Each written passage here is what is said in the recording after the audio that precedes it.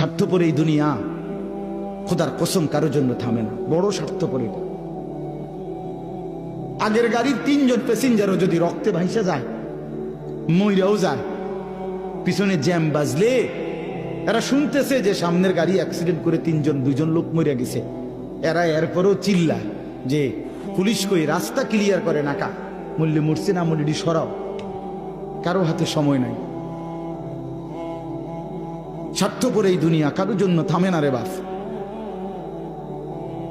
হ্যাঁ, যেদিন বাপের জানাজা পড়ে, যেদিন বাপের লাশ কবরে দাফন করে, সেদিনও বংশধর সন্তান ছেলে মেয়ে ঘন্টাখানিক 2-4 ঘন্টা কাইন্দা কাটটা হইলো, রাতের বেলা ঠিকই ভাত খায়।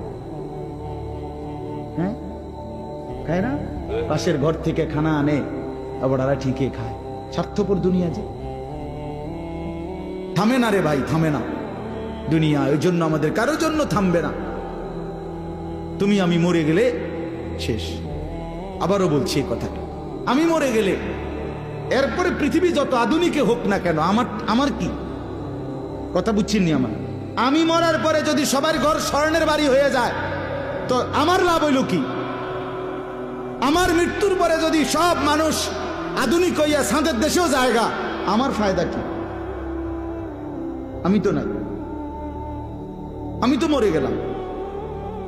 যে কবরে চলে গেল সে কি আর ফিরে আসবে?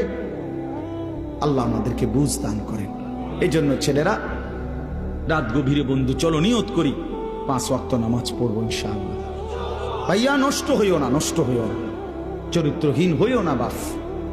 আমার একটা শেষ অনুরোধ, তোমরা ছেলেরা যারা, তোমাদের কাছে আমার শেষ আবদার, তোমরা সবাই জানো ভাই, ওই যে গাজা, ফিলিস্তিন, লেবানন, বিশেষ করে গাজায় মুসলমান মা বোন, এতিম বাচ্চা, মুসলমানের রক্তে আল্লাহর জমিনটা ভাইসা গেছে।